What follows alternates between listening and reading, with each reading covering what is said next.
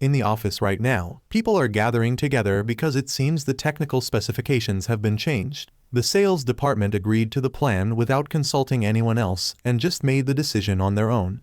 The employees have been working diligently over the past month, with overtime hours even exceeding 100 hours. But regardless, they will have to follow along since the company has already agreed. Kurata approaches from afar and tells everyone not to worry, as his real job is a programmer, so this will be manageable. Kurata returns to his desk, staring intently at the computer screen to research. Although there isn't enough time to make it accurate, he must succeed, so he quickly gets to work. After work, everyone in the company goes out to eat together, but Kurata stops by the supermarket to buy model kits being sold there. Kurata has a 2-room apartment, with one room filled entirely with plastic models robots from anime series. Despite this hobby, there are still people who want to follow him because he's a very talented programmer. People call him a genius. As Kurata is making his way home, a heavy rain begins to fall. Holding a white umbrella in his hand, he perhaps doesn't notice when crossing the road that a car is speeding toward him and hits him directly. Could his life end here? Who will assemble the brand new model kits he just bought? The scene changes to another world where Celestina is asking her father if His Highness is well. Her father says he is still as healthy as ever. Fremavilla currently maintains its prosperity despite facing many dangers. All of this is thanks to the power of His Highness Ambrosius. On this trip, the father and daughter were given a wonderful speech by the Academy along with an enormous sum of money. His Highness wants the two of them to nurture even more night runners. By that time, Matthias, her husband, will surely be very busy. She tells her father not to worry too much about it. As the carriage is moving, it suddenly shakes violently. From afar, a terrifying monster flies toward them, causing the driver to lose control and plunge down a slope. It flies over and immediately kills the strong horse. Seeing this, her father steps out of the carriage and draws his sword. The two of them fight back against the huge monster, not noticing that from afar, a giant scorpion is also approaching them. When the scorpion arrives, it uses its sharp pincers to lift the small carriage up high. Celestina is terrified because her child, Iru, is still in the carriage. The carriage is smashed to pieces, and Iru is falling from above. As the monster opens its mouth wide to swallow the boy, suddenly a dazzling light rushes forward. It turns out to be Matthias and his teammates, who look like robots. He tells his father-in-law that he'll handle everything here. The monster is not easy to defeat, it almost killed him. But fortunately, at that moment, Matthias managed to rise up and defeat the giant monster.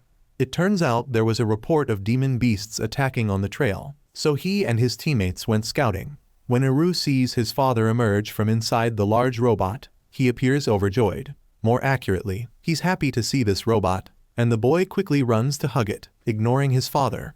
This robot is a silhouette knight, a knight powered by magic. After hearing his father speak, the boy expresses his desire to become a night runner. Perhaps Iru is actually Kurata, who was reincarnated like this after his death. After everything is settled, they continue their journey to the kingdom of Fremavilla, a place ruled by humans and demon beasts. The academy in the city of Lalatina is where all stories begin. In the days that follow, Iru diligently trains, studies, and even reads books at the dining table, surprising everyone. For the boy, everything he learns will bring him closer to his dream. He's reading a book and finds that it resembles programming, which used to be his specialty. Time passes quickly. 3 years later, early one morning when it's not yet fully light, Akatu and Adele are climbing on the dim rooftops doing something. Suddenly, Adele isn't careful during the move and slips, falling down. Fortunately, Iru happens to be there in time to save her from falling. He looks quite feminine, so the other two are rather suspicious. This is Iru's first meeting with those who would become his lifelong friends. The three of them later become friends, and they ask if what he used earlier was magic. Iru says it's not easy to learn. First, one needs to begin practicing with one's magical power, and if the two of them want to learn, he will teach them. Just then, a servant comes to call out to Iru's mother that he's on the roof, so the two friends quickly leave. Iru's hometown exists to train night runners, and naturally, Iru also wants to become one, so he enrolls at the academy. Iru is eager to become a night runner, but the teacher says he currently lacks 2 basic principles, foundational knowledge and height. When he hears the teacher say this, he's extremely sad, and his 2 close friends stay by his side to comfort him. Suddenly, he realizes that if he can't change himself to grow taller, he could change the model itself. He wants to find a way to escape from the basic magic class to the design principles class to learn more knowledge. While sitting and talking, the three of them see a group of troublemakers take something from a little boy and tease him. That hammer is something the boy bought with the first money he earned himself, but now it's been taken away. Iru calls the boy over and asks what he's studying here. Upon learning who the boy is, Iru says he's been disrespectful because he greatly respects those associated with Silhouette Knights, then helps the boy retrieve his possession. The three of them approach the bullies and use magic to make the boy fly far away, hitting where the others are standing. Having retrieved his hammer, the boy wants to know their identities and what kind of powerful magic they just used. Iru and the three others go to find the blacksmiths, and the boy explains how to use that magical staff. When they meet the craftsman, he shares his intentions with them. On Mana Measurement Day, Iru asks the teacher if his results exceed the course content, whether he could skip the foundation class to study other classes. But the teacher says that even being the grandson of the principal doesn't allow for such special treatment. Iru remains determined about his intention and immediately demonstrates his abilities. When he takes out his magic staff, it also surprises the teacher. After performing the magic, the teacher is completely convinced and allows him to be exempted from the foundation class. 3 years later, Iru still nurtures the intention of creating his own model. It's been a year since the Kingdom's standard version was released, and until now, there has been no new progress. Iru always believes he can do it himself. The junior and senior high school students in the Knights Association are heading to where relatively small demon beasts live. In the evening, the students rest at the entrance of a cave, all with food. The student council president approaches and asks Iru why he wants to advance grades so quickly. Akatu apologizes to Iru for not telling him that she and the student council president's sister share the same father. The two of them say their mother is not a noble, so they cannot inherit. Iru understands this and says if they need help, they should say so because he won't ignore his friends. Iru always feels the giant robots are the best. They bring peace to his heart. When he sees others having companions, he also hopes to have one soon.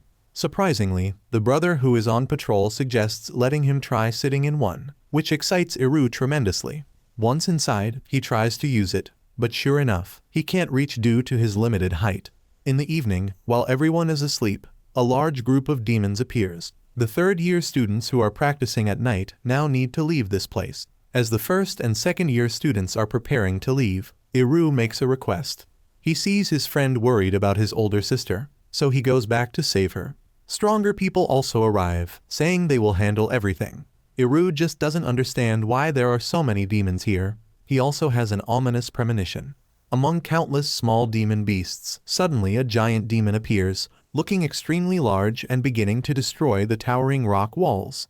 The entire army begins to attack it, but it seems unaffected. That giant demon only needs to step once to defeat others. The academy students have faced fierce and dangerous beasts, but fortunately, with Iru and Lucier's help, the damage is minimal.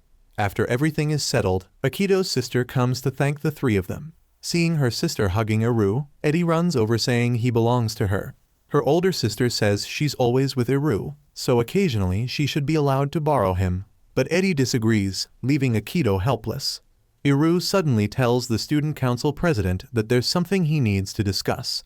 He's still wondering why an army of magical beasts appeared here. Originally, this forest was relatively safe, and he thinks this incident is not coincidental.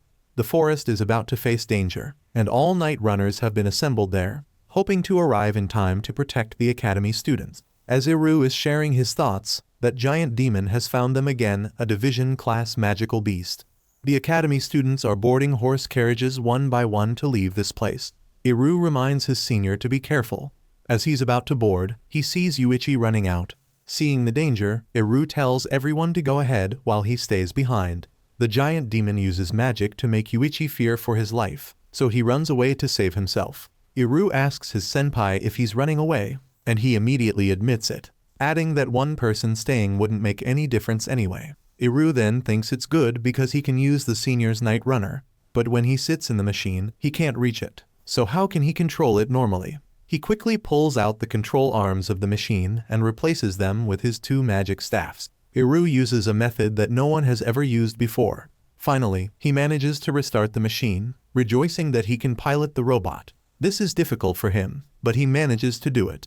The power of the knights is unable to defeat the giant demon beast. Iru arrives, making everyone think Yuichi has returned. He quickly attacks the monster but can't do anything. They are hit by the monster and now can barely stand up. The demon beast continuously attacks Iru. He quickly uses all his strength to strike the giant monster, but it's extremely tough. No matter how hard he tries, he still hasn't caused any damage to it. When the demon beast comes close to the machine, Yuichi, who has now regained consciousness, sees this and feels panicked and afraid. But Iru is different. He still doesn't feel any fear in front of this monster. The sword in his hand is now broken, so Iru immediately throws it away and uses a new one. On the other side, reinforcements are also arriving at the forest to protect the academy students. All the knights present here concentrate all their strength to defeat this giant demon beast. The demon spits red flames throughout the forest from its mouth. The knights are also knocked far away by it. Indeed, this power is not easy to defeat.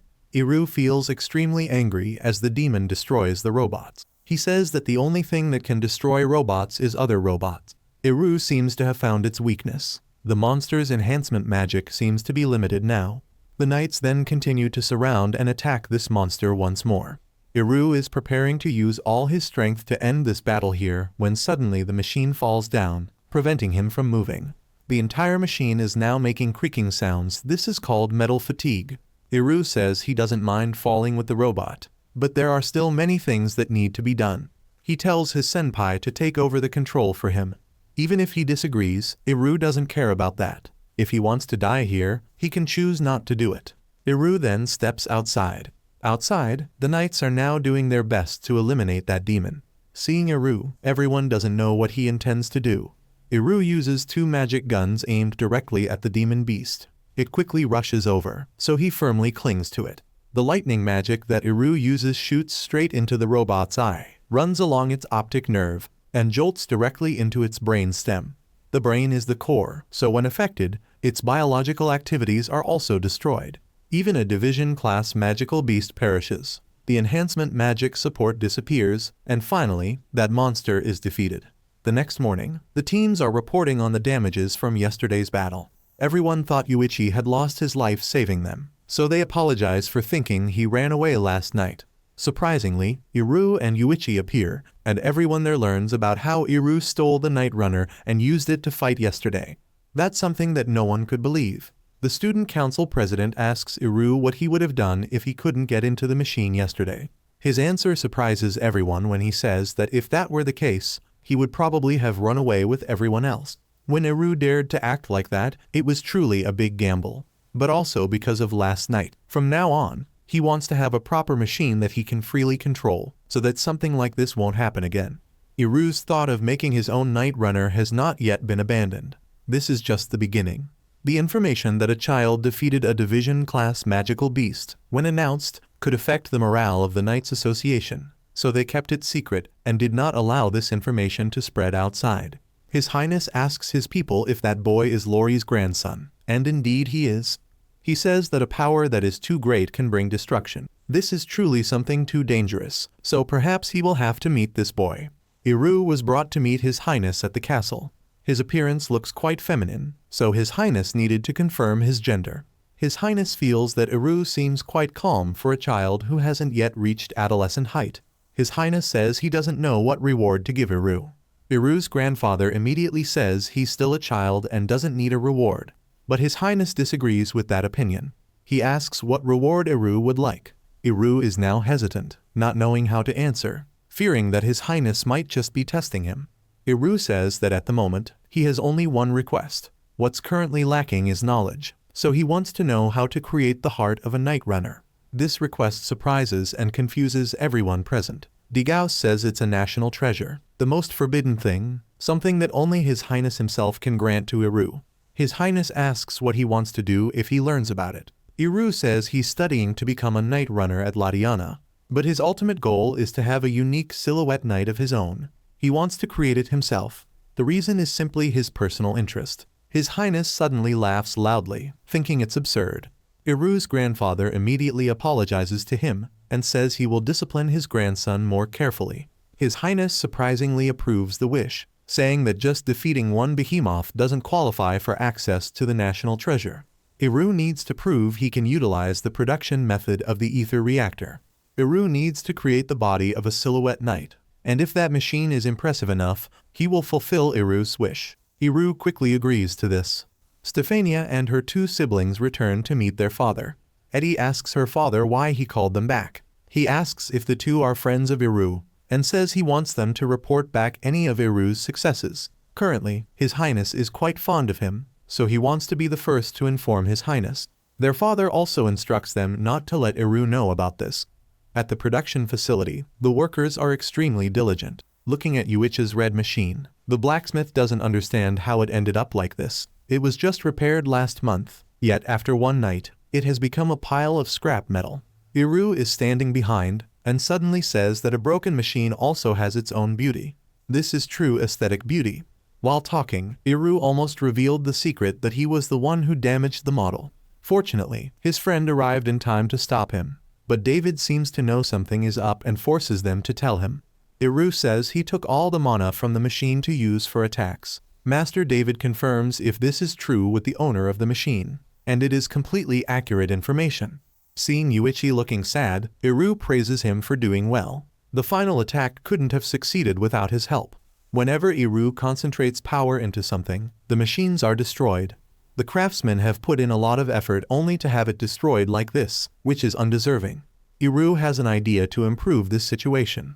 In his book, there's a way to enhance the integrity of the power structure. Just changing 30 parts has already significantly improved efficiency. Although individual fibers may be weak, when connected, they form an extremely strong solid mass. This allows them to expand and contract at greater distances, leading to greater output of brilliant innovation. David immediately equips the machines being repaired, and Iru takes this opportunity to propose a slight change to the humanoid shape. Iru's senpai approaches from behind. He tells them that he's pursuing his dream. For those machines in poor condition, there's still a way to make them stronger and faster than before. With the help of his senpai, this can be achieved. A silhouette knight has only 2 arms. Iru proposes adding 2 more arms at the back. Instead of just changing the sword to a staff with little difference, they could add 2 more arms to bring additional power to the machine. After hearing his proposal, David says that silhouette knights are designed based on human prototypes. Adding arms is fine, but how to control them is the problem. Iru says then there's no need to add real arms, just something to hold the shooting staff. The staff held by the arms behind the back is called a back weapon. To control the movement, they will use specialized scripts, also preparing aiming functions. All a night runner needs to do is aim and fire at the right moment. Although the machines resemble humans, they are still machines. To add functions, their shape must be altered to create them. After hearing Iru speak, he feels like he doesn't understand anything. These are all things he has never heard of before. At the end of a long day of research, Akito asks Iru if adding these things will definitely make the machine stronger. Iru, confident in what he has learned, answers loudly and decisively. Akito says if that's the case, then Iru will have to fight magical beasts again, which makes him pause. But he cheerfully says that the job of night runners is to protect people from magical beasts. Eddie and Akito don't want him to fight alone. They want to help him and don't want to be left behind like during the Behemoth incident. Iru quickly agrees to his friend's decision enthusiastically. The next morning, the principal asks Iru if he can really do it. Most of the school's machines are being repaired. Manufacturing or renovating silhouette knights requires complex processes and long construction times. The simpler way to create a new machine is to make it smaller. The benefit is that it's simpler and much easier to manufacture. Wanting Baston's guidance and junior high students' help, Iru comes up with many new plans and begins to involve the entire academy in his project. Everyone is excited about this.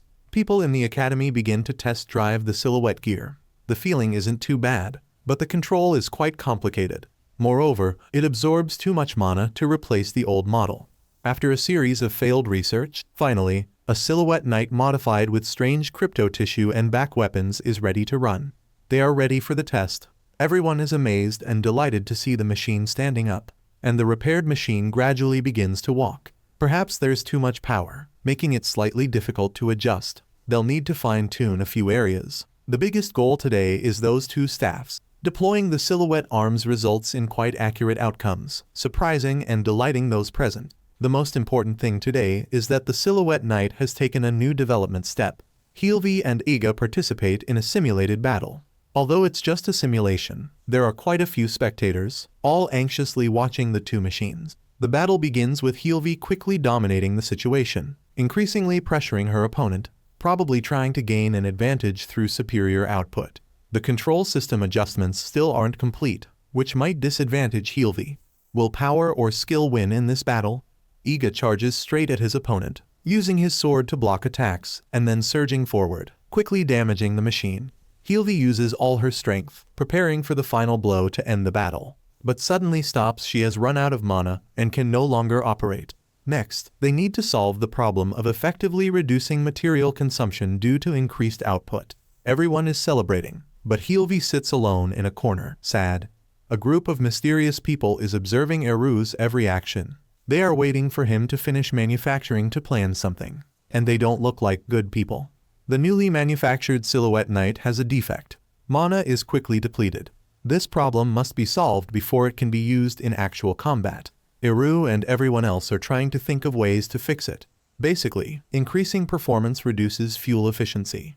More muscles mean more performance. Surely they don't have to start over from the beginning. Eddie says this is Iru's specialty. After all, Iru says it doesn't have to resemble a human or need many muscles. If they only care about mana, the shape isn't very important.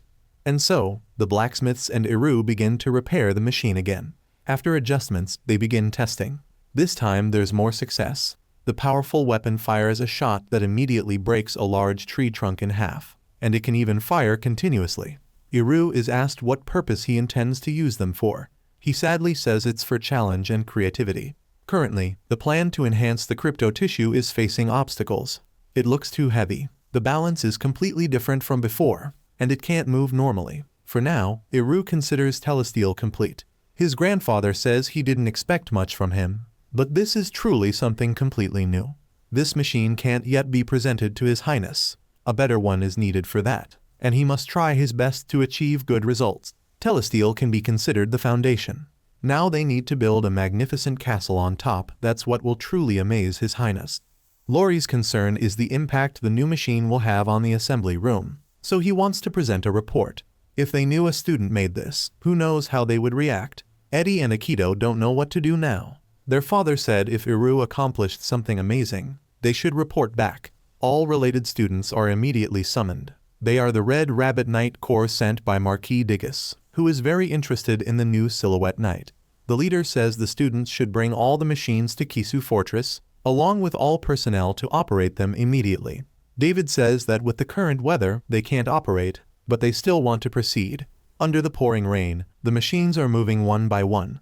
Akito feels worried and has a bad premonition. Eddie reproaches him for thinking that way, but unfortunately, Akito's premonition is correct. When the group passes through a valley, long tentacles shoot out from afar, easily and quickly capturing the machine. Although everyone feels very worried, Iru doesn't feel scared at all. Those beasts hiding underground are quite difficult to deal with, but if you listen to the sounds, you can guess their movement. Iru hears the sound of monsters approaching and quickly uses weapons to fight them. Iru takes his magic staff and strikes directly at the monster. After the monster is weakened, he leaves the rest for his senpai to finish. The machines quickly move into combat position, using all their strength to finally bring down the large monster. Iru feels it's wonderful.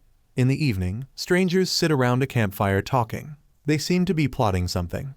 Eddie feels she needs Iru in her life. It's been a week since she last hugged him. She wonders if her father will report again, and if so, why the king hasn't come but the Marquis has instead. The siblings are puzzled about this. When everyone returns, Eddie looks for Iru, but he's staying with the Marquis now. At Kadu Fortress, they are discussing the power of the new machine. In terms of speed, efficiency, and firepower, it far surpasses Kado's. For scoring, it achieves the maximum points. Iru has created something super wonderful. Anyway, the new machine brings benefits to the nation. If His Highness hears about this, he will be very pleased. The student council president goes to her father, angrily saying there's an issue. She wants to hear her father answer honestly about what he told the Marquis. Iru meets with the Marquis, who wants to hear about the new machine, and he immediately tells the Count everything. Telesteel can achieve 5 times the efficiency compared to current machines, as stated in the documents. The defect they're facing is operational time, which needs improvement in the future. The most important part is that the reactor still uses current technology, which makes improvements difficult.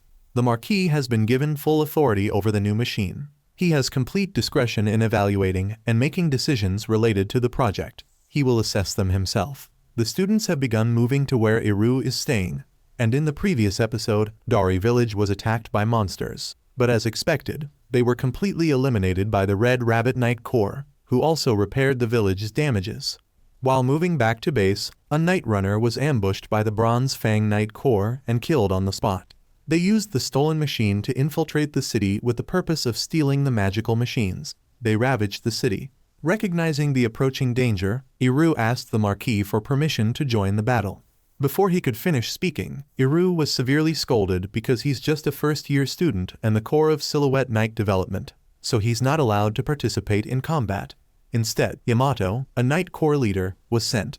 Outside, the red-haired woman and her accomplices were still rampaging when the Corps leader appeared and struck them with his staff. The enemy became afraid and fled with 2 machines. They hadn't gone far when they encountered the group of students on their way to the city. The students, seeing it was late but reinforcements were coming, inquired. The red-haired woman and her accomplices looked down on them and hit them with a few magic spells, hoping for a quick victory. They rushed in, fighting fiercely, and 1 student was knocked down, while the horse carriage took a different route to escape and reach the city as quickly as possible. The siblings Eddie and Akito also decided to join the battle with their seniors. Meanwhile, Iru blamed himself for his arrogance, as everyone was fighting while he had nothing to pilot. While lost in his thoughts, he saw the carriage driver arrive and ask about the situation. Then he took the armor and flew away, leaving the driver amazed. Once he flew into the city, Iru used an electric kick to take down 1 enemy, then jumped up and delivered a headshot to the other, shutting down his power source. Single-handedly, he defeated all the rebel forces. Seeing his talent, the Corps leader invited him to join his team. The Knight Corps leader's proposal sounded very attractive, but he asked to decline. Back to the twin siblings, they were still fighting, and the advantage clearly belonged to them. The older brother laid a trap, causing 1 enemy to fall into the water, while the senior was attacked at close range by the red-haired woman and received a long cut. In this critical moment, suddenly a group of magical beasts appeared from nowhere. Senior Iga, after taking that cut, was seriously injured and lost his fighting ability. Just when the whole group was in trouble, not knowing how to resolve this situation, Iru and the Corps leader appeared. They cooperated perfectly to quell the riot of demon beasts before dawn, in time to pursue the red-haired woman. A few days later, the incident became known as the Kadu incident, and the students involved in Telestial's development were summoned by the king. The king decided to establish a Knight Corps to help protect the secret. Iru was given the important responsibility of leading his group of close friends. This new Knight Corps was given a nickname by the king, the Silver Phoenix Knight Corps, and everyone was eager to take on this mission. The next day, their squadron received a mission and was on the way back to Latiana. Iru was being tightly hugged by his girly little sister because he had just dozed off. Meanwhile, Telestial was sent to the country's largest research center. In that research center was an old man in a very irritated and unhappy state. He thought that a machine made by a child shouldn't take so long to analyze, but this machine was very different from anything the people in the laboratory had ever seen. While shouting at his subordinates, the old man was reminded by the director, who came to the room just to see the new machine with his own eyes. He asked the department head to show him the analysis report written by himself. However, the department head refused, citing busyness. The scene changes to nighttime, where the old department head walks along cursing, plotting to use the new machines as the basis for mass production models so that he would be honored. 2 men are sitting in a study discussing the need for Iru's group strength because the recent situation has become complicated, and they are certain the thieves were sent by Occident, the name given to the Western countries. The 2 men recall how thanks to their country, Occident has been able to have peace, and they cannot overlook this. Next, at Iru's home, the family is having a meeting. Iru announces that he has been made a Knight Corps leader, which surprises everyone in the house. He will use the Knight Runner Academy as his base. Even now, the idea of students being in a military unit is still a dream for them. While they are talking, Iru arrives with Bust. More surprisingly, the short-legged Bust is controlling a gear. Bust explains that it's due to a special mechanism called a Magius engine inside. which is why he can control it. Iru had requested this Magius mechanism from the government. Although it's not as regulated as the reactor, it's not something one can request easily. This shows how much the government trusts Iru. While talking with his seniors, the twins rush in with very flustered expressions because the Director General has come to their school along with giant warriors on the Marquis's orders. We see that they are about to carry out the mission of the Silver Phoenix Knight Corps. The noble reason the king assigned to their group was to create the best machine, and additionally, in 10 months, they would have a mock battle with machines made by the laboratory. Just hearing about battling with the laboratory fired up the entire group of students. They were very much looking forward to that day, and Iru was determined to create something that would make the laboratory beg to learn from them. Iru proposes to work more on the movement speed based on what he learned from the previous incident. Then he shows a draft that makes everyone curious. They begin manufacturing, and Iru has thought about the option world, a device allowing the use of new equipment like flexible coatings. He chatters about ideas like machines holding shields, machines carrying weapons, and many other things. The dream of having his own robot is about to be realized. Iru believes the new machines and option works are just the first steps toward that dream. The gear machine, which has just been invented, has already improved and greatly helped the productivity of the Knight Smiths and simultaneously accelerated the progress of the Silver Phoenix Knight Corps. Time passes, and graduation day at the university arrives. The Silver Phoenix Knight Corps welcomes new students for this academic year. All facilities have been handed over to the Phoenix Corps by the king, and while the new students are skeptical about Iru, there is one girl who on paper is just a first-year student, but it seems she and Iru have known each other. They meet privately, and this girl says she has eliminated suspicious individuals in the school and upgraded the barrier equipment. Both don't know who is behind the Telestial incident. They lost track of the enemy in the ominous mountain range. Iru thinks another country has interfered in this matter, and this mysterious girl is actually intelligence from the young Hawk Knight Corps. The girly little sister has seen the intelligence officer and Iru talking for a long time. She gets jealous because she thinks Iru likes cool girls like that, and she barges into the room to tell Iru directly that she wants to pilot a silhouette knight.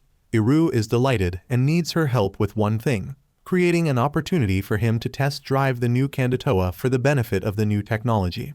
Iru has asked his 3 close friends to measure, because the machine has such a large output that it created a loud noise startling the students at the school and causing his short-legged friend to fall backward.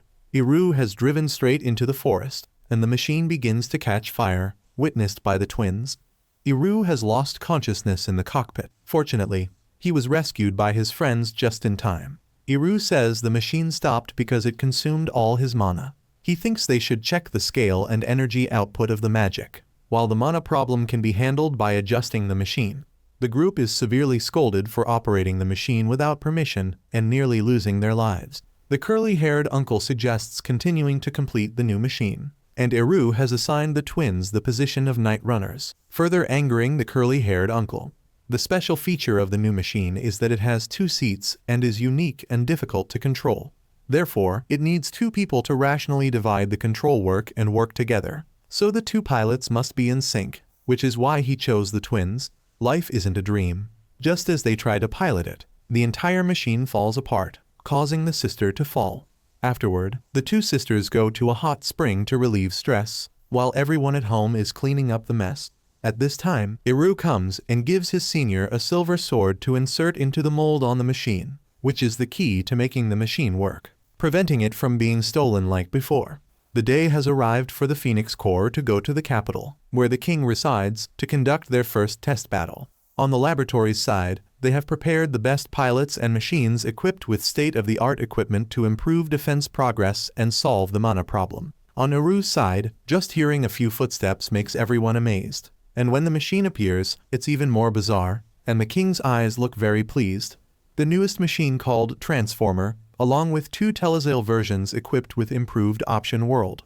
All machines on Iru's team have been renovated and completely refurbished, continuing to anger the old man. The runners from the Lark Laboratory have evaluated Iru's machines as resembling horses and knights. They once thought that the group they were about to face was just some boastful children, but they find Iru's group interesting. The king introduces Iru to the judges, who are all very surprised that this teenager is the first person to create a new silhouette in the past century. Hearing this, the king subtly reminds them not to say more for fear of offending the other brave warriors. The king orders both sides to prepare to begin. For fairness, the 4 machines from Iru's group will be matched against 6 machines from the Lark laboratory. The battle begins with a night machine charging forward, and the laboratory side shows no fear, encouraging each other to view this knight as just a monster. Inside, Iru activates the storage, compresses air, and then the machine charges forward like it's flying, making everyone's eyes widen. The Lark side has begun to aim at this knight, but surprisingly, the machine controlled by Iru has managed to dodge almost all the magic bullets, causing one person to fall far away. The twins also charge forward like fish in water. They had planned their tactics. Iru would attack the attack units first to make them lose their guard, and then the 2 seniors would take care of the people. Iga's machine has a powerful shield that has completely defended, and Guts's machine knocks the enemy away. The white machine has shot a wire straight into the opponent and directly released a large electric current, paralyzing that robot. However, the machine controlled by Iru is now below 20% mana and needs to rest for mana to recover. The best pilots have gradually become accustomed to the knight's movements, and the 2 brothers have been hit by a round of shots. Outside the arena, a marquis who has been standing there for a long time has also been discussing the battle. He believes the Phoenix machines seem to have more power, but the Lark machines are easier to control. The Lark runners think that if they prolong the time, it will drain the Phoenix runners more. From the king's viewpoint, he observes that the Lark machines are more stable and solid, while the Silver Phoenix ones are like unpolished diamonds. At the same time, the twins decide to charge forward once more. The Lark runners decide to fire all their remaining mana, but the twin machines manage to dodge and kick straight into the 2 machines blocking their way. The seniors have weakened due to running out of mana. Seeing this weakness, the Lark decides to deliver a knockout blow. However, as Iru said earlier, the machine his brother is piloting only needs to rest for a few minutes to recover mana, and it quickly flies to aid the seniors, delivering a kick that immediately knocks down the opposing team. Then the king signals to stop the battle. Having seen enough of the new machine's powers, the battle result is announced as a draw. The runners also encourage each other and promise to face off again another time. The grumpy old man runs straight to Iru and asks why the 4-legged machine can operate so cohesively. Probably bitter and wanting to learn about its operation. That's why he does this. The old man asks about how each machine works, and the 2 chatter, explaining to each other. 2 months have passed since participating in the mock battle. The Lark Laboratory has perfected Canditon, a design based on Iru's team's design, and begun mass production. Meanwhile, the Silver Phoenix side focuses on developing Trendo Limbo, a 1-person version with enhanced combat power. The marquis standing outside the arena was Prince Imrai.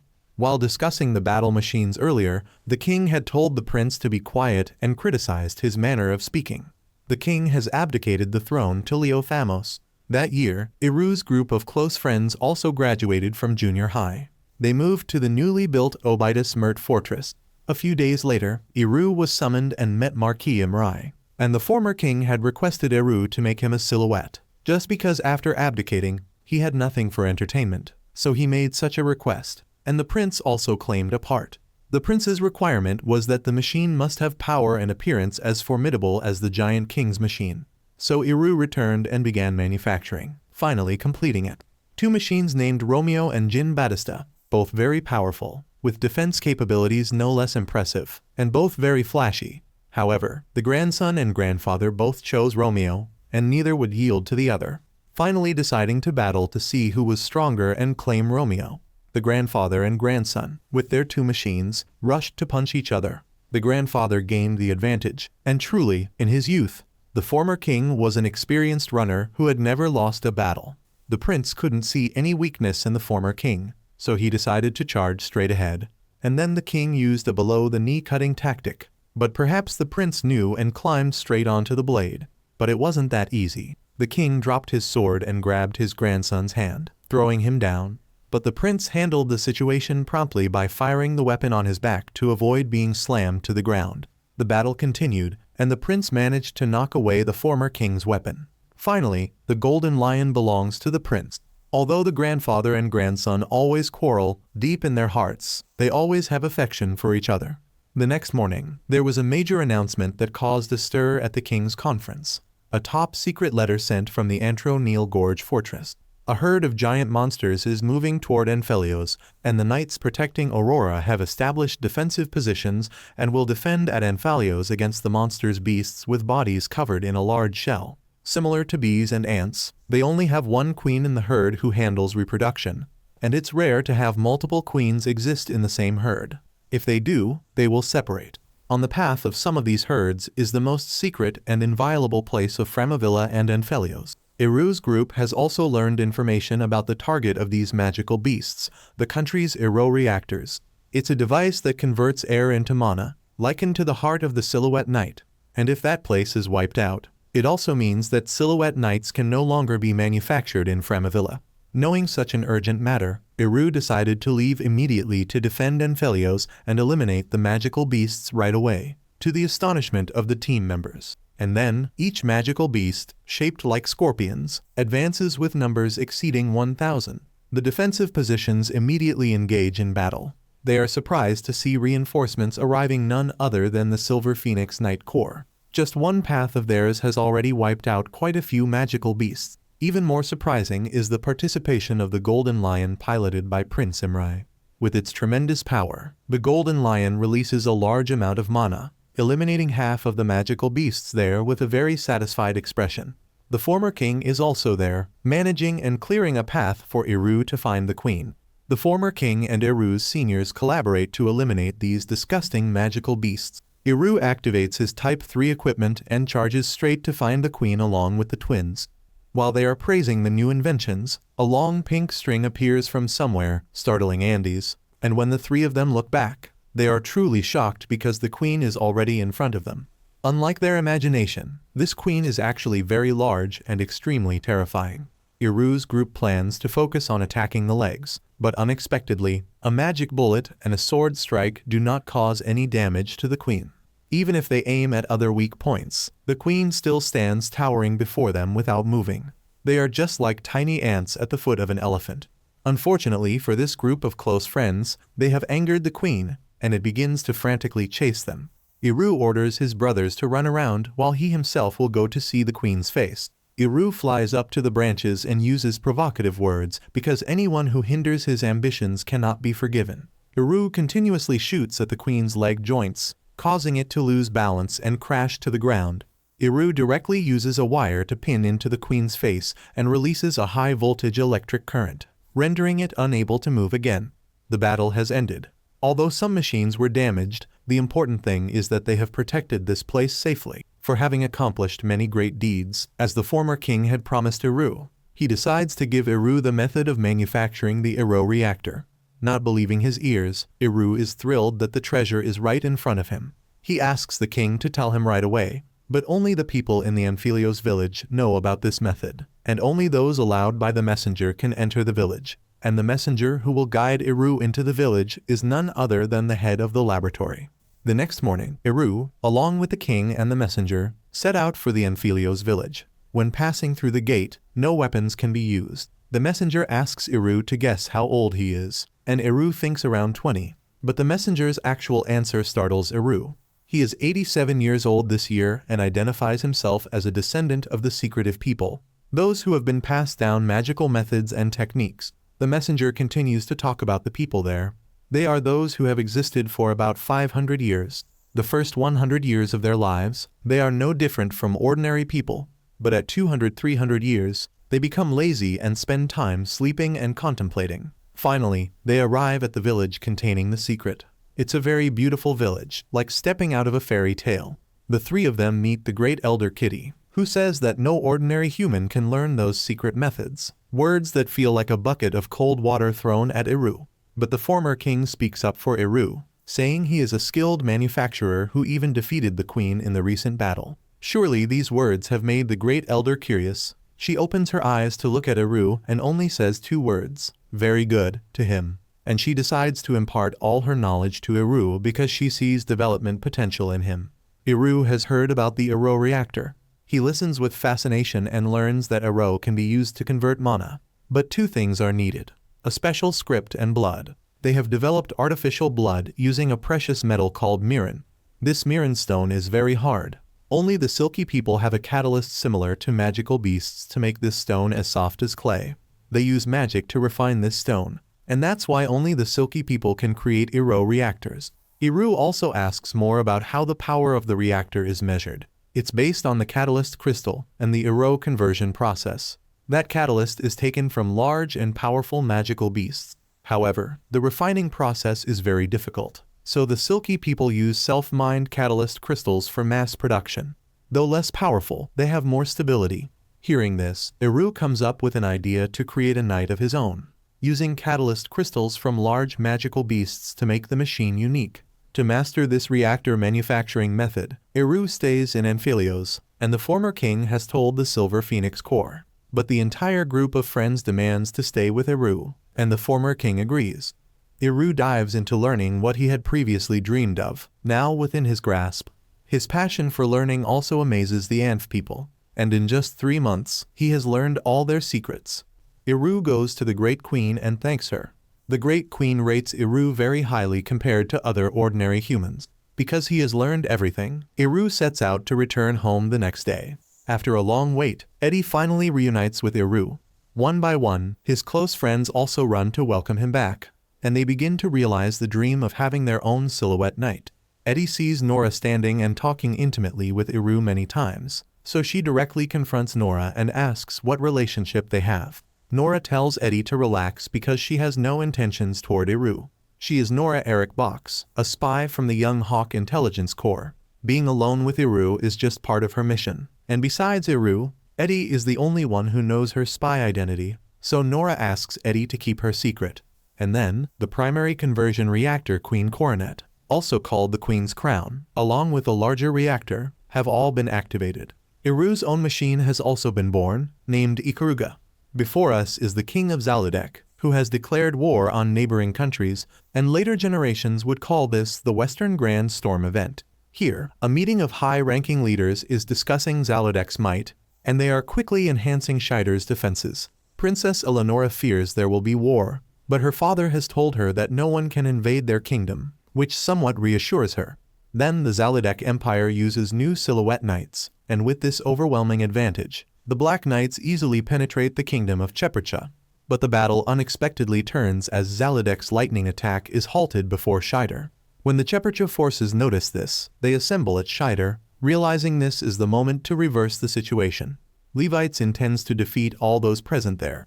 In the sky, ships appear from afar, causing the soldiers in the city to panic, and the commander of the Field Knight Corps intends to capture the capital, Scheider. He drops a series of Torrento machines directly onto the building in front of them. As soon as the Torrentos land, they attack the defense teams right there. Being larger than the machines in Chepercha, they easily defeat them. The Field Knight Corps are none other than those who stole the machines from Iru's side. Inside the city, the Viceroy says he is very happy to have been Eleonora's father. He advises her to escape with Merida to Framavilla. While he will perform the final duty of a king, he cannot abandon the kingdom and the people. He entrusts his daughter to them and orders the soldiers to prepare his machine. The enemy is at the city gates. The king strides out boldly and proposes a one-on-one duel according to ancient custom. Just as he finishes speaking, Kresh Tobai speaks up, claiming to be the son of King Dolok of Zaludek, and will be the one to duel the king. The two rush into battle. On the princess's side, she cannot leave her father fighting and escape. She runs away but is held back. She has explained that her father wants to duel only to buy time for her to escape because she will be the heir to his throne. Eleonora cries, saying she cannot do it and suggests letting her uncle take the throne instead. The princess is immediately slapped and told the three of them must return before dawn. Outside, the king's machine has been severely damaged. He continues to fight and endure, but due to the unequal strength, one sword strike from his opponent brings him down. He admits defeat and wants a quick end. Finally, both the king and Chepercha fall, along with the throne falling into Zaludek's hands. The princess's group boards a horse carriage to escape.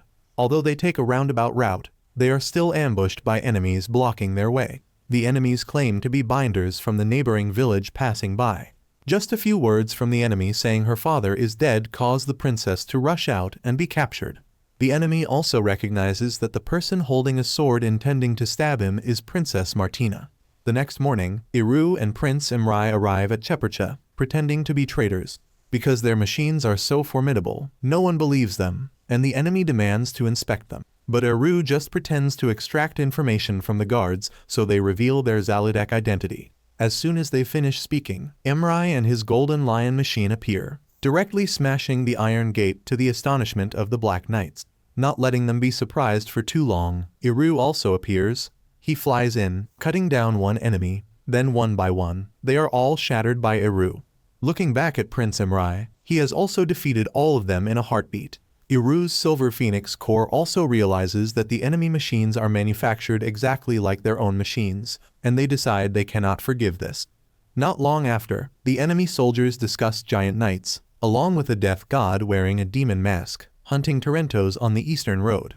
The Princess of Chepercha has been made the wife of the Zaludek prince. If she doesn't agree, she must commit suicide. This prince has also obtained information about the demon-masked machine, but they think it's from Chepercha rebels. The prince wants to eliminate it himself, but is prevented because a general cannot get involved in such trivial matters. Suddenly, a voice from the shadows offers to find the demon-masked machine. It's none other than the sister who previously encountered Eru's group. She suggests that she will find it, and the fighting and elimination will be done by Zaludek. However, the two of them are unaware that their conversation has been eavesdropped on and reported to Eru thanks to the agent from the Young Hawk Corps. Eru has learned about Princess Eleonora's situation. He has discussed plans to rescue her. While Eru and the Phoenix Corps are discussing, the Zaludek army is also searching for them. While the airship is in the sky, some members of the Phoenix Corps have spotted it and are preparing to fight from a distance. They open fire and fight. The airship simultaneously drops Black Knights with the intention of eliminating everyone, but they are like frogs at the bottom of a well. Because the previous machine ideas were from Eru's group, they can know all the weaknesses and are not afraid, immediately cutting off the Black Knight's arm. The commander himself jumps down with a machine full of swords and arrogantly laughs in triumph. The two rush to fight each other, but the commander's machine is also strong, so the Phoenix side initially faces difficulties. But it seems the commander is so engrossed in fighting that he has forgotten that the Phoenix group doesn't have just one machine. Suddenly, a horse machine charges straight into the enemy commander. Suddenly, from somewhere, smoke bombs appear, forcing the commander to stop the fight and return to the airship. Before leaving, he taunts the red machine, saying next time they won't escape so easily. The Phoenix group has also seen the power of the airship, so they think they must create something that can fight against this sky monster. When returning to the base, the commander learns that the smoke bombs were dropped by the Hawk Corps to save him, as she believes if they continue fighting, they might not win. This is a trading city in the east called Fontaine. But after falling into Zaludek's hands, the city's vibrancy has disappeared, giving way to loneliness. Emrai and Eru walk through this city. Eru knocks on a door and reads the password. Inside are Eddie, her brother, and one more person, the female agent. Behind the hidden layer are dozens of machines, and the princess rescue operation has begun. Thanks to the robot suits, their group has easily infiltrated the city. Currently, the princess is being held on the top floor of a tower in the castle. But since there are 4 towers, Eru's group cannot determine exactly where the princess is being held. They split up, each going to a different tower. Eru has arrived, smashing a window of a tower, and the person inside is the wife of Duke Fernando, Lady Martina. But she doesn't know who Eru is. He shows her the Silver Phoenix Knight Corps medal to prove his identity. Due to the loud commotion, the guards rush in, and Eru and Martina leave. The person who found the princess is Eddie's brother, but the princess is suspicious and thinks leaving won't gain her anything because she has lost everything. The princess sends Eddie's brother away, but he doesn't give up and exits his machine to encourage her. But she still firmly refuses. The alarm outside has sounded. Eddie has used the method of becoming the princess's knight to be given her first mission, and finally, she agrees to let him rescue her. They all safely reach the rendezvous point. The princess and Azala are overjoyed to see each other. The princess rescue mission has succeeded, and afterward, they safely escape from the palace. When they learn everyone has escaped, the enemy immediately uses airships to search for them. They decide to go eastward, and this time there's an appearance of a strange-looking older brother. He always stands in the way of the soldiers, but his identity is Lord Gorap, and he is the one who created this airship.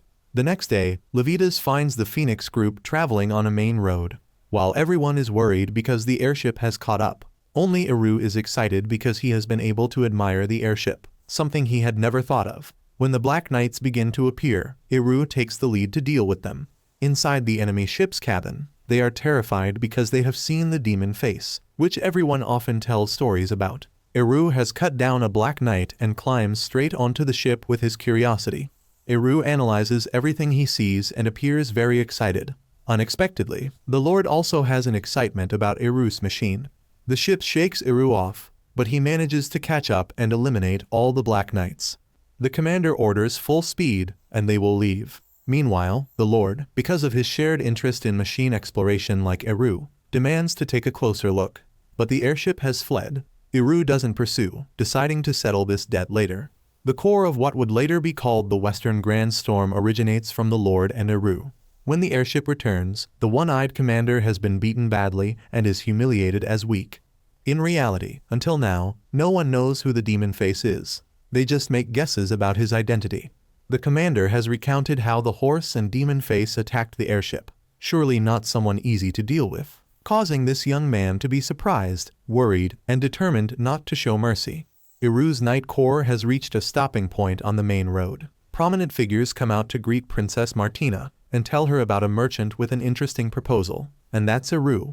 He has noticed that Levitus's Silhouette Knight is an excellent machine to learn from.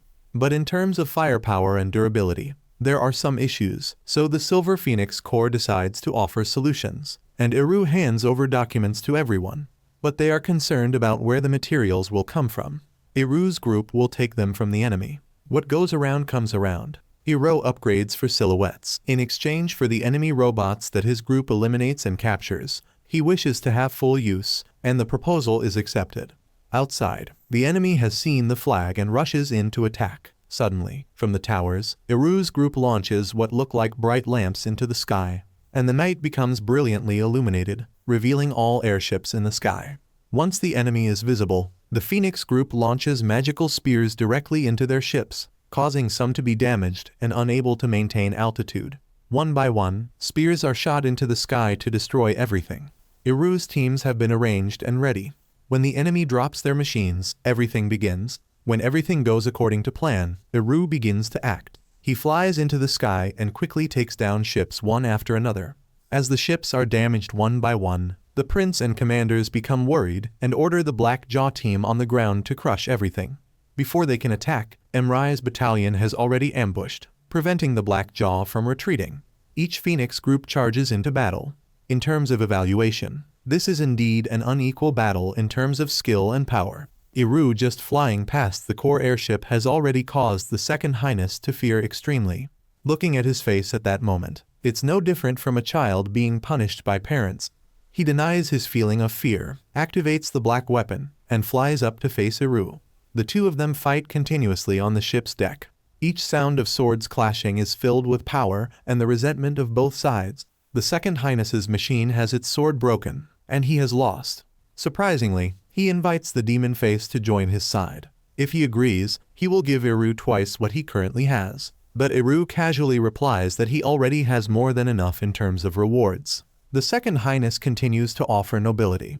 Eru laughs and requests ownership rights to the design and export of Silhouette Knights from the country. Those words provoke the prince, making him so angry he cries, and Eru also says if he gets out of this silhouette, Eru won't kill him, but will take this machine instead. But he erupts in anger and continuously fires divine bullets into his own ship. The ship plunges into the abyss without brakes and crashes into the ground, witnessed by Eru and all his soldiers. Victory belongs to the Silver Phoenix Corps. The sister of the Second Highness is grief-stricken when Guts brings the bad news, but his way of speaking seems to have some negative implications, and he declares he will create a high-class machine that can defeat everything. After receiving orders, the Black Jaw and Field Knight Corps can only retreat, and the princess's army has reclaimed the eastern nucleus. The people of Fontaine rejoice, cheering and showing love for the princess. After she has realized all the sacrifices, she decides to become queen and has brought the Western Grand Storm to a new phase. Eru has found a piece of Aero ore. The type of Aero that Eru found was put by the Zalodek army into a device inside their machines, and that has excited him greatly. Eru has also learned how the airship can glide in the sky is due to something called an electric levitator. Eru is called by Princess Martina. She is very grateful for what Eru has done, but because the number of enemies still overwhelms them, She asks if he can give her the remaining enemy silhouette knights that Iru possesses, as she wants to recycle them and incorporate them into her forces. Iru agrees without hesitation. He even lends them a few things during the war. The Reborn Fontaine army, with the help of the Silver Phoenix Corps, puts all its effort into expanding its forces. Zaludek's actions have stalled, and the people of Fontaine have pushed them back. A few months later, the Chepracho forces have recaptured a stronghold. While everyone is rejoicing, a senior has seen an airship from afar. But looking carefully, it's not an airship. In fact, it's nothing other than a product of guts with the shape of a dragon. The dragon suddenly breathes fire, incinerating several machines, and the battle now truly begins. After witnessing the enormous destructive power of the fire dragon with his own eyes, Iru orders a retreat. Not only dominating the sky, but even on the ground, countless machines have flooded the area. At this point, Iru is fighting, but this time, the fire dragon is truly formidable. It releases lightning like electric beams and is equipped with multiple magic staffs. Now Iru's machine is literally flying through a sea of flames. This fire dragon cannot be approached from either far or near, because it's equipped with mechanisms that can engage in battle at any distance. With this return, Zaludek has truly taken everyone from one surprise to another. Everything the Red Warrior uses with this machine can be dodged almost completely. The machine is equipped with many swords, so they don't fear lacking tools to defeat everything. Thanks to Eddie's agility, she launches a spear, causing the enemy to expose a weakness. Iru seizes this opportunity to use the machine's spears to capture the dragon, and the red dragon is subdued. But it's not easy to trouble the red dragon. Unexpectedly, it transforms, causing Iru's machine to be dragged along with it. However, due to overusing too much mana, the dragon's mana tank has gradually been depleted. Recognizing the disadvantage, the commander decides to use a special gun in this case. A cloud of smoke emerges, enveloping Iru, but he hasn't realized that the smoke contains metal fragments, salt, and sulfur powder, which will damage the inner workings of Iru's wings, and he crashes straight into the tower. Pressing their advantage, the enemy group fires directly at Iru, but unexpectedly, he fires back, creating a large explosion of light in the sky. Iru can quickly counter every method used to eliminate him. The fire dragon's mana tank is below the safety mark, and they decide to retreat immediately. The recent battle ended in a draw, but the damage to the machines is substantial. Guts is creating a high-density Aero reactor, a larger reactor than ever seen before, hoping to defeat Iru, and in the next battle, Guts will participate as well. Iru's battalion and those in positions of authority are all planning how to defeat the fire dragon. Iru has also equipped filters for his demon, but he can't predict whether he can win or not. It seems after the recent battle, his confidence has also decreased. Everyone is discussing possible tactics, but still cannot solve the problem. At this point, the princess speaks up, saying she will bring the entire army along with the Phoenix Corps to battle together. The princess, in the name of her authority, orders the army to set out to eliminate the invading forces and reclaim their own capital. They quickly set out with the mission objective of shooting down the battleship and reclaiming the old capital. After morale is restored, they finally reach the last fortress before recapturing the old capital. There they encounter the Zaludek army. Fire bombs are dropped everywhere, and at this moment, the Silver Phoenix has also identified the enemy's airship there. They attack continuously with immense confidence. The fire dragon has appeared, and Iru has been waiting for it for a long time. Iru's return this time is truly surprising, as he uses the enemy's airship idea to create an airship for his own army. The feast between robots and the fire dragon has begun. Iru has begun to charge, not giving the ship a chance to get close. The fire dragon continues to bombard. The ship circles around, and the fire dragon pursues, exactly according to the plan that Iru's group had devised. Beginning the plan, Iru launches hundreds of arrows. Knowing the fire dragon will shoot them down, they had previously pumped a certain amount of oil into them. When shot, the oil pours over the dragon, and then a spark is ignited, giving us a dragon on fire in the sky. At this point, Iru advances. The enemy activates Maximus, a light that envelops the fire dragon. Iru attacks but cannot cause any scratches. From somewhere appears a machine equipped with many swords. Just one sword swing can cut through two machines simultaneously. The bridge is lowered, and night runners from both sides rush into battle, creating a chaotic war. Above in the sky, Iru decides to pierce through the dragon's mana net, and will fight at close range. All of the fire dragon's techniques have been anticipated by Iru. And then the moth merges with this fire and approaches. Before the duel, Iru and Guts had words of criticism for each other. When two people who love science and machines talk to each other, they create a conversation that probably only the two of them understand. For the multi-sword machine and the senior, the quick attack and quick victory tactic is employed. The enemy machine continuously releases a barrage of swords on the senior's shields, causing him to lose his defensive position. But even if they fight to their last breath, Iru's group will not let him win. Unity prevails. Now the senior has held the enemy, and Imrai appears with his golden lion to deliver a thorough beating. He breathes fire, causing the enemy's machine to be completely destroyed and shattered. Victory has been achieved on the ground. On Iru's side, due to the extremely high output of Iru, the external device area has exceeded 80%. One by one, areas have stopped functioning.